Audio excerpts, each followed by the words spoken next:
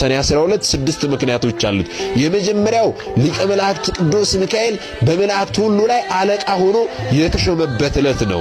አስተውሉ፣ የተሾመበት ዕለት ነው።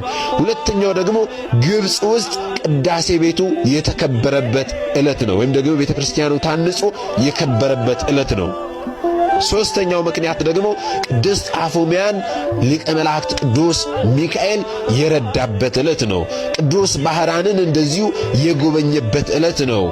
አምስተኛው ደግሞ ቅዱስ ላሊበላን ወደ ሰማይ ማሳረጉን የምንማርበት ነው፣ ወይም ደግሞ ያሳረገበት ዕለት ነው በዚህ ቀን ማለት ነው። ስድስተኛው ምክንያት ደግሞ ለፍጥረታት ሁሉ ምሕረት የሚጠይቅበት ዕለት ነው። ይህ እንኳን አደረሳችሁ ለታላቁ ለቅዱስ ሚካኤል ዓመታዊ በዓል እንኳን አደረሳችሁ፣ እንኳን አደረሰን።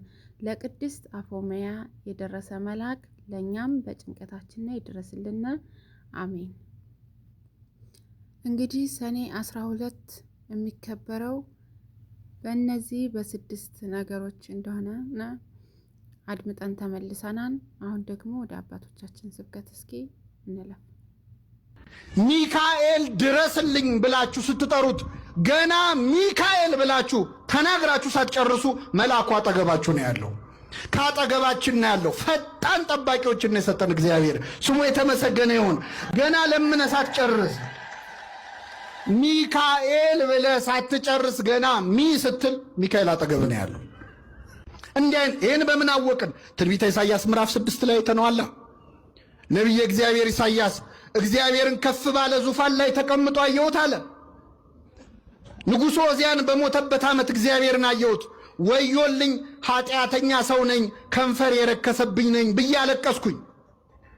ገና አልቅሶ ሳይጨርስ ኃጢአተኛ ነኝ ብሎ ሳይጨርስ ቅዱስ ቅዱስ ከሚሉት ከመላእክት መካከል ሱራፌል ከተባሉት የመላእክት ነገድ መሃል አንዱ ሱራፊ እሳት በጉጠት ይዞ መጥቶ ኃጢአት ተሰረየችልህ አለኝ ይላል።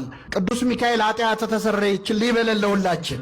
አይገርማችሁም? በእውነት ገና ተናግሮ ሳይጨርስ እኮ ነው፣ ኃጢአተኛ ነኝ ብሎ ሳይጨርስ መልአኩ በሮ መጥቶ ኃጢአት ተሰረየችልህ። እንደዚህ አይነት ፈጣን ጠባቂዎች ስለሰጠን ስሙ የተመሰገነ ይሁን። የእግዚአብሔር መልአክ በሉ እስኪ በሚፈሩት ሰዎች ዙሪያ ይሰፍራል። ምን ይላቸዋል? አሁን የሚካኤል በዓል እናከብራለን አይደል? የሚካኤል በዓል እዚህ ብቻ ነው እንደሚከበረው? ሌላ ቦታ አይከበርም? አዲስ አበባ ውስጥ ብዙ ቦታ አለ አይደል? ከአዲስ አበባ ውጭስ አለ አይደል? ከኢትዮጵያ ውጭስ? አሁን አንዳንድ ሰዎች ምን ያሳስባቸዋል? ሚካኤል በዓል ሲከበር ሚካኤል የት ነው የሚሄደው? ቦሌ ሚካኤል ነው የሚሄደው? መርካቶ ያለው ሚካኤል ነው የካ ነው የሚሄደው ብለው የሚጨነቁ ሰዎች አሉ። መላእክት በሁሉ ቦታ የሞሉ አይደሉም። በሁሉ ቦታ የሞላ ማን ነው? እግዚአብሔር ነው። ታዲያ እናንተ እዚህ ሚካኤል ሚካኤል ስትሉት እዛም ያሉት ሚካኤል ሚካኤል ሲሉት ሚካኤል እንዴት ያዳርሳል ብለው የሚጨነቁ ሰዎች አሉ። በጣም ይገርማቸዋል። እኔ ኃጢአተኛው እዚህ ጋር ቆሜ የምናገረውን ንግግር እዚህ ያላችሁ ትሰማላችሁ? አሰሙ። እዚህ የሌሉ ሰዎች እንዲሰሙ ማድረግ ይቻላል አይቻል? በምን? እዚህ ፊት ለፊት ያሉት መቅረጫ ካሜራዎች፣ ስልኮች ቀርጸው ዓለም ሁሉ እንዲሰማ ማድረግ ይችላሉ አይችሉም? ሰው የሰራው ካሜራ ዓለምን መድረስ ከቻለ እግዚአብሔር የሰራው ሚካኤል ዓለምን መድረስ ይችላል አይችልም? እንዴት ያለ አስተሳሰብ ነው! እንዴት መናናቅ ነው ከእግዚአብሔር ጋር! እኛ የሰራነው ቆርቆሮ እንኳን ዓለም ይደርሳል እኮ።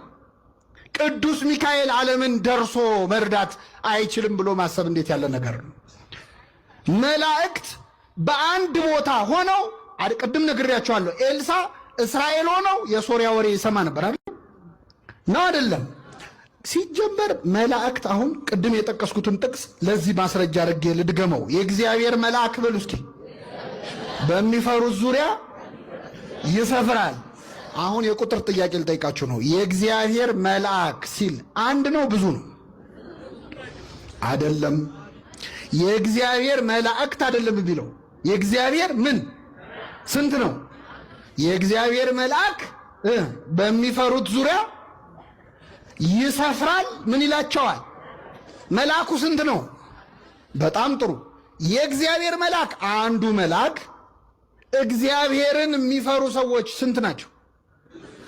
ስንት ናቸው? የት ነው የሚኖሩት? ቦሌ ሚካኤል አካባቢ ነው የሚኖሩት። በዓለም ሁሉ ነው አይደለ? እግዚአብሔርን የሚፈሩ መልአኩ ስንት ነው? የእግዚአብሔር መልአክ አንዱ ሚካኤል ማለት ነው። እግዚአብሔርን በሚፈሩት ሰዎች ዙሪያ ምን ይላል? ይሰፍራል። ሚካኤል ብቻውን እግዚአብሔርን በሚፈሩ ሰዎች ዙሪያ ምን ይላል? ያድናቸውማል። የተመሰገነ ይሁን እግዚአብሔር። በእውነት አመስግኑ። አንዱ መልአክ። አሁን ይህን ስላችሁ መላእክት በሁሉ ቦታ የሞሉ ናቸው አላልንም፣ እኛ አልወጣንም። በሁሉ የሞላ ማን ነው? መላእክት በቦታ ይወሰናሉ? አዎ ይወሰናሉ። ቦታም አላቸው። ዓለም መላእክት ኢዮር፣ ራማ፣ ኤረር የሚባሉ ከተሞች ሁሉ አሏቸው። በዚህ ሲሆኑ በዛ ይታጣሉ። ይሄ ያለ ነው። በሁሉ የሞላ እግዚአብሔር ነው። መላእክት ግን በጸጋ በሁሉ ቦታ መገኘት ይችላሉ። እንኳን እነሱ ቅድም እንዳልኳችሁ በዚህ በኢንተርኔት እኔም ብዙ ቦታ አገኛለሁ። እኛ ኃጢአተኞቹ መገኘት ችለናል። ሰው በሰራው ቆርቆሮ። በዚያ ላይ እቺ መሬት የምትባለዋ ፕላኔት አሁን እኛ ያለንባት ኳስ ማለት ለአንድ መልአክ እኮ እግሩ ስር የሚከታት ኳስ ያህልች። ለሚካኤል ምኑ ነች? እንደምናስበው እኮ ትልቅ አይደለንም። በነገራችን ላይ በጣም ትንሽ ነን እኮ፣ በጣም ትንሽ ነን። አንዱ መልአክ ምድርን ብቻውን መዞር ይችላል።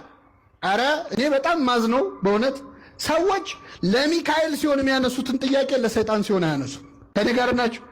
ለምሳሌ እዚህ ሰፈር ያለን ሰው ኃጢአት እንዲሰራ የሚፈታተነው ማን ነው? መልሱልኝ። ሌላ ሰፈር ያለውንስ? ሰይጣን ነው አይደለ? ሌላ ሀገር ያለውንስ? ሰይጣን በሁሉ የሞላ ነው እንዴ?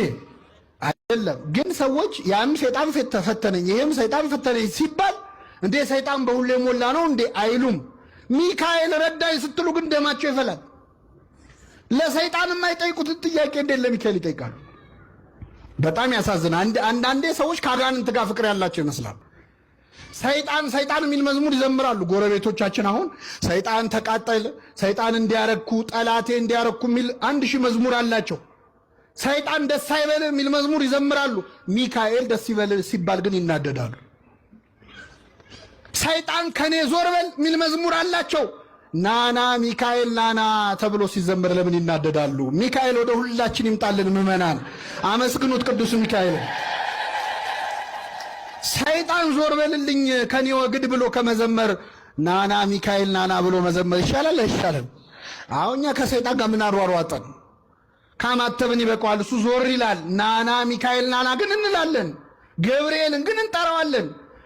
ለሰይጣን አንደበት የለንም። ለመላእክት ግን ዘምረን አንጠግብም፣ እናመሰግናቸዋለን። ስለዚህ የእግዚአብሔር መልአክ በሚፈሩት ሰዎች ዙሪያ ይሰፍራል። ምን ይላቸዋል? ያድናቸዋል። እንግዲህ ቅዱስ ሚካኤል በጨነቀን ጊዜ ለሁላችን ነው የሚድረስልን። ለቅድስት አፎሚያ የደረሰ ለእኛም ይድረስልን። የጨነቀንን የቸገረንን ነገር ነግረነው መልሱን ይስጠን። አሁን ደግሞ እስኪ ወደ አባቶቻችን እናልፋለን። ነገ ሰኔ 12 አቤት አቤት አቤት የኃያሉ የፈጥኖ ደራሹ የሩህሩህና ከሕፃንነታችን ጀምሮ በፍቅሩ እየመገበ ያሳደገን ፍቅሩን እንደ ምግብ ተመገበ ነው፣ እንደ ውሃ ጠጥተ ነው ያሳደገን ሊቀ መላእክት ቅዱስ ሚካኤል የበዓለ ሲመቱ በመላእክት ላይ ሊቀ መላእክትነት የተሾመበት ታላቅ ክብረ በዓሉ በዚህ ቀንም 3 ጊዜ ሲኦል እየገባ ሶስት ጊዜ ሲኦል እየገባ ነፍሳትን ከሲኦል የሚያወጣበት ታላቅ ክብረ በዓል ነው። አደራ ይህንን ቪዲዮ በደንብ አድርጋችሁ ኮፒ ሊንክ አድርጉት። የቅዱስ ሚካኤል የሊቃነ መላእክት የቅዱስ ሚካኤል ወዳጆች በሙሉ ደርሷቸው ደስ ይላቸው ዘንድ ይህንን ቪዲዮ በደንብ ኮፒ ሊንክ አድርጉልኝ። ሰኔ 12 ሊቀ መላእክት ቅዱስ ሚካኤል ለምን ይከበራል? ስለ 4 ምክንያቶች ይከበራል። በእውነቱ ቪዲዮ ረዥም ነው። ወደ 8 ደቂቃ አካባቢ ይጠጋል። ግን ሁሉንም መልእክት በአንድ ላይ ማድረግ ስላለብኝ ሁሉንም ቪዲዮ አንድ ዜ ቀርጬዋለሁ ማለት ነው። አደራ ይሄ ቪዲዮ ለሁሉም እንዲዳረስ ኮፒ ሊንክ፣ ሪፖስት፣ ሼር ለማድረግ ሞክሩ። እሺ ሰኔ ሚካኤል የሚከበርበት አንደኛው ምክንያት ወር በገባ በ29 ማለትም ጌታችን በተወለደበትና በተነሳበት በ29 ቀን ሊቀ መላእክት ቅዱስ ሚካኤል ከውስጠኛው መጋረጃ ገብቶ ከቅድስት ሥላሴ ፊት ይሰግድና እንደዚህ ብሎ ይጠይቃል። እውነተኛው ስለሆነ ቃል ኪዳንህ ጌታዬና አምላኬ ሆይ በምድር መታሰቢያን ስለሚያደርጉትና ዝክሬን ስለሚዘክሩት ሰዎች እኔ አገልጋይህና መልእክተኛህ ከቸርነትህ እለምናለሁ፣ እነዚህን ሰዎች በሙሉ ማርልኝ ብሎ ጥያቄ ይጠይቃል፣ ይለምናል። የክብር ባለቤት ጌታችንም እንደዚህ ብሎ ይመልስለታል። የሰማያውያን መላእክት አለቃቸው ቅዱስ ሚካኤል ሆይ መታሰቢያን ስለሚያደርገው ሰው ስትል ከሲኦል መሸከም የምትችለውን ያክል ነፍሳት 3 ጊዜ እየተመላለስክ እየገባህ በክንፎችህና በመላ ሰውነትህ ተሸክመህ እንድታወጣ እኔ አዝዣለሁ ይለዋል። ይህንንም ቃል በሰማ ጊዜ ሊቀ መላእክት ቅዱስ ሚካኤል ደስ በመሰኘት ወደ ሲኦል ተወርውሮ ይገባና 3 ጊዜ እየተመላለሰ ነፍሳትን ያወጣል። ክብር ይግባውና ከመድኃኔዓለም ከኢየሱስ ክርስቶስ ከጌታ በቀር ቁጥራቸውን እንኳን የሚያውቀው ማንም የለም። ይህም የሚሆነው በበዓለ ሲመቱ በተከበረ በተሾመበት የበዓል ቀን ሰኔ 12 ነው። እዚህ ላይ ነው አሁን ዋናው ነገር ያለ። በዚህ ቀን ሊቀ መላእክት ቅዱስ ሚካኤል ከሲኦል ነፍሳትን ሲያወጣ መድኃኔዓለም ኢየሱስ ክርስቶስ ካልሆነ ማንም ራሱ የሚያውቃቸው የለም። የሲኦል ውስጥ የሚወጡትን ነፍሳት ቁጥር ብዛት ማለት ነው። ስለዚህ በዚህ ቀን ምን ብለን ሊቀ መላእክት ቅዱስ ሚካኤልን በተሰጠው ቃል ኪዳን መጠየቅ አለብን? መድኃኔዓለም ኢየሱስ ክርስቶስን አምላካችን ምን ብለን መጠየቅ አለብን ነው ዋናው ነገር። ጌታ ሆይ እኛ ያጣናቸው እጅግ በጣም ብዙ ቤተሰቦች፣ ብዙ ወገኖች፣ ብዙ ወዳጆች አሉንና እባክህን ሰኔ 12 በዕለተ ቀኑ ቅዱስ ሚካኤል ከሚያወጣቸው ነፍሳት ውስጥ የእኛም ወገኖች ሲኦል የተደመሩ ይኖራሉና እባክህን ጌታ ሆይ ከእነዛ ከሲኦል ከሚወጡት ነፍሳት ውስጥ የእኛንም ወገኖች አድርግልን እያልን ልንጠይቅና ልንማጸን ይገባል። በዚህ ቀን ከሚወጡት የሲኦል ነፍሳት ውስጥ የኔን ቤተሰቦችም አድርግልኝ፣ እናትና አባቶቼ፣ እህትና ወንድሞቼ፣ ዘመዶቼ በሙሉ ይኖራሉና የእነሱንም ነፍስ እባክህን ጌታ ሆይ በቅዱስ ሚካኤል ክንፍ ላይ ከእሳት አውጣልኝ ልንል ይገባል። አንደኛው ምክንያት ይሄ ሲሆን፣ ሁለተኛው ምክንያት ደግሞ የባህራንን የሞት ደብዳቤ ቀድዶ ወደ ሕይወት ስለቀየረለት ነው። ቀሲስ ባህራን የእነዚያ የቅዱስ ሚካኤልን ዝክር የማያስታጉሉ የሚዘክሩ የነበሩ የሁለቱ ምስኪን ድሃዎች ልጅ የቅዱስ ሚካኤልን ዝክር በመዘከራቸውና በዓላቱን በማክበራቸው ይነቅፋቸውና ያንቋሻቸው የነበረውን የዚያን የግፈኛ ባለጸጋ ጎረቤታቸውን ሀብትና ንብረት ሙሉ ጥሪቱን የወረሰው ቅዱስ ባህራን የእነዚህ የቅዱስ ሚካኤልን ዝክር የሚዘክሩ ምስኪኖች ልጅ ይሄ ቅዱስ ባህራን ከተወለደና ካደገ በኋላ የዚህን ግፈኛ ባለጸጋ ጎረቤቱን ሀብትና ንብረት ጥሪቱን እንደሚወርስ ሊቀ መላእክት ቅዱስ ሚካኤል ትንቢት ሲናገር ይሄ ባለጸጋ ቢሰማ እያበላሁ እያጠጣሁ ተንከባክቤ ላሳድግልሽ ብሎ ከእናቲቱ ቅዱስ ባህራን ተቀበለና ገና ሕፃን እያለ በቁመቱ ልክ ሳጥን አሰርቶ ባህር ውስጥ ጥሎት ነበረ። ነገር ግን በእግዚአብሔር ፈቃድ ሌላ አገር ላይ ሂዶ ይሄ ሕፃን አድጓል። ከዚያም በኋላ ደግሞ አሁንም ይሄ ባለጸጋ ወደዚያች አገር ለንግድ በሄደበት ጊዜ ሊገለው ፈልጎ ባህር ውስጥ የጣለው የዛች የምስኪኑ ልጅ መሆኑን አውቋል። አሁንም በድጋሚ እባካችሁን ወደ አገሩ ልላከው ብሎ አሁንም ካሳደጉት ወላጆቹ ተቀብሎ የሞት ደብዳቤ ጽፎ እርሱ ወደሚኖርበት አገር ላከው። የላከው ደብዳቤ ምን ይላል? ይህን ደብዳቤ ይዞ የመጣውን ሰው እንዳያዛችሁ ገላችሁ በገደል ጣሉት የሚል ነበር። በዚህም ሰዓት ምስኪኑ ባህራን ይህንን የሞት ደብዳቤ ይዞ ሲሄድ የሰማያውያን መላእክት አለቃቸው ቅዱስ ሚካኤል በንጉሥ ጭፍራ አምሳል መጥቶ ይህንን ቅዱስ ባህራንን መንገድ ላይ ያስቆመና ወዴት ትሄዳለህ?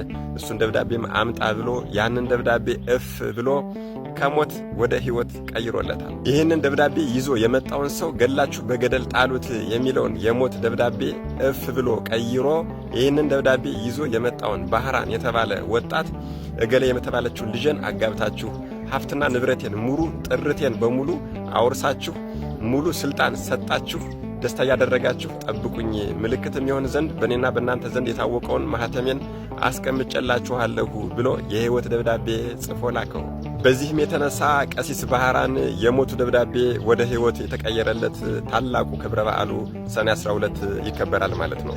ሶስተኛው ምክንያት ደግሞ እስክንድሪያ በምትባል ሀገር ለ300 ዓመት ዙኋል የተባለ የነሐስ ጣዖት ሰርተው ሕዝቦቿ ያመልኩ ነበረ። በኃያሉ ንጉሥ በቅዱስ ቆስጠንጢኖስ የንግሥና ዘመንና በእለ እስክንድሮስ የሊቀ ጵጵስና ዘመን ግን ይህንን የጣዖት ማምለኪያ ምኩራብ በቅዱስ ሚካኤል ወደ ተሰየመች ቤተ ክርስቲያንነት ቀይረው ሕዝቡን በሙሉ በሊቀ መላእክት በቅዱስ ሚካኤል ምልጃና እርዳታ ወደ ክርስትና እምነት የቀየሩበት ታላቅ ክብረ በዓልም ጭምር ነው።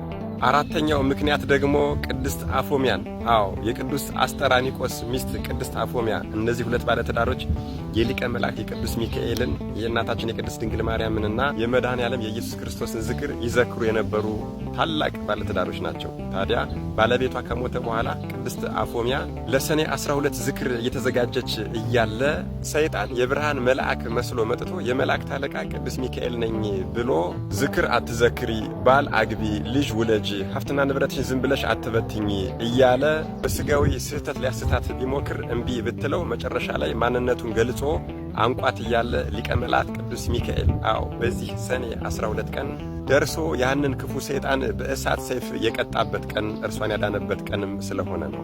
ይሄው ወገኖቼ እንግዲህ የሊቀ መላእክት የቅዱስ ሚካኤል ክብረ በዓል ሰኔ 12 ቀን ለምን እንደሚከበር አራቱን ምክንያቶች አወቅን። ስለዚህ የቅዱስ ሚካኤልን ክብረ በዓል ለማድረግ መታሰቢያውን ለማድረግ ዝክሩን ለመዘከር ልንፋጠንና ልንተጋ ይገባል። እርሱ ከሰይጣን ወጥመድ ያድነን ዘንድ በዘመናችን ሁሉ ይጠብቀን ዘንድ ኃጢአታችንንም ያስተሰርይልን ዘንድ መከራችንንም ያርቅ ዘንድ የምድር ፍሬያችንንም ሁሉ ይባርክልን ዘንድ የጌታን ፈቃድ ለመፈጸም የተዘጋጀን ያደረገን ዘንድ ከእኛ ወገን የሞቱትን ሁሉ እናቶቻችን፣ አባቶቻችን፣ እህቶቻችን፣ ወንድሞቻችን፣ አክስቶቻችን፣ አጎቶቻችን፣ ቅድመ አያቶቻችንን ሁሉ እረፍተ ነፍስ ይሰጥልን ዘንድ ወደ መንገድ የወጡ ቤተሰቦቻችንን ዘመድ አስማዶቻችንን በሙሉ በሰላምና በጤና ወደ ቤታቸው ወደ ሀገራቸው ይመለሱ ዘንድ በመካከላችንም ፍቅርን ያደርግ ዘንድ እስከ መጨረሻይቱ ሕቅታ ድረስም በጸናች ሃይማኖት ያጸናን ዘንድ ከእግዚአብሔር ፊት የሚለምንልን ይሄ ኃያል መልአክ ሩህሩህ ሊቀ መላእክት ቅዱስ ሚካኤል ስለሆነ ዝክሩን ለመዘከር መታሰቢያውን ለማድረግ በዓሉን ለማክበር ልንፋጠን ይገባል። ልብ አድርጉ። የክርስቶስ ወገኖች የሆኑ ባለስልጣኖችን ወንበሮቻቸውን ጠብቀው ጸንተው እንዲቆዩ የሳቱትንም ወደ ቀናች ሃይማኖት ወደ ክርስቶስ አንድነት ወደ ክርስቶስ ፍቅር እንዲመለሱ የማይመለሱትን ደግሞ እንዲነቀሉ እንዲዋረዱ የሚያደርግ ይሄ ሊቀ መላእክት ቅዱስ ሚካኤል ነው። መድኃኔዓለም ኢየሱስ ክርስቶስ ከሊቀ መላእክት ቅዱስ ሚካኤል ረድኤት፣ በረከት፣ ምልጃ፣ ቃል ኪዳን፣ ጥበቃ፣ ፍቅር አይለየን። አሜን። ይቆየን። ቅዱስ ሚካኤል እንግዲህ መጋረጃውን ከፍቶ የቤተ መቅደሱን ገብቶ መታሰቢያዬን ያደረጉ ዝክሬን የዘከሩ ማረልኝ ብሎ በሃይማኖት ጸንታችሁ ከምትጸልዩበት ከምትወድቁበት ጉድጓድ ሁሉ ቅዱስ ሚካኤል በክንፈ ረድኤቱ አቅፎ ያወጣችሁ። ቅዱስ ሚካኤል ያረዳው ሰማይ፣ ቅዱስ ሚካኤል ያረዳው መነኩሴ፣ ቅዱስ ሚካኤል ያረዳው ነቢይ፣ ቅዱስ ሚካኤል ያልረዳው ሐዋርያ የለም። የጽድቅ ሁሉ አበጋዝ ነው። ሁላችሁም ገድሉ ድርሳኑን ከቤታችሁ አድርጋችሁ እመኑ። እሱ ነው ሚካኤል ሚካኤል ካላችሁት ፈጥኖ ይደርስላችኋል። ባሕር ቢያሻግር እሱ፣ መና ቢያወርድ እሱ፣ ቅዱስ ጴጥሮስ ቢታሰር ያወጣው እሱ፣ አቡነ ተክለ ሃይማኖት ውሃ ሞልቶባቸው ውሃ ሊሻገሩ ሲሉ ማን ያሻግርሃል ሲሏቸው አይ እግዚአብሔር ያውቃል ሲሉ ቅዱስ ሚካኤል መጣና ተከተለ ይዞ እርመድ እያለ በውሃ ላይ ሲጀምር አቡነ ተክለ ሃይማኖት ይከተሉ ነበር። እና ቅዱስ ሚካኤል የረሃብ ጊዜ ስንቅ አቀባይ ነው። ሲታሰሩ ጠያቂ ነው። ሲታመሙ ፈዋሽ ነው። ውሃ ሲሞላ አሻጋሪ ነው። ቅዱስ ሚካኤል ከጉድጓድም የሚያወጣ ነው። ይህን ያህል ሚካኤልን ለምን ትወደዋለህ ብትሉኝ እንዲህ የሚል አጭርና ግልጽ መልስ ሰጣችኋለሁ። ከፊቴ ቀደመ ደመናን ዘርግቶ እንዳልደናቀፍ ጉድባዎቼን ሞልቶ ዛሬ ላለሁበት ብርቱ ጉልበት ሆነኝ። ሰው ለመባል በቃው ሚካኤል ደገፈኝ። እንደኔ ጉልበት ስትደክሙ ድጋፍ፣ ተስፋ ስትቆርጡ ተስፋን እየቀጠለ ዛሬ ላላችሁበት ምክንያት የሆናችሁ የሊቀ መልአኩን ቅዱስ ሚካኤል ስሙን ደጋግማችሁ ጥሩት። በፈተና ቀን ደራሽ፣ በጭንቅ ሰዓት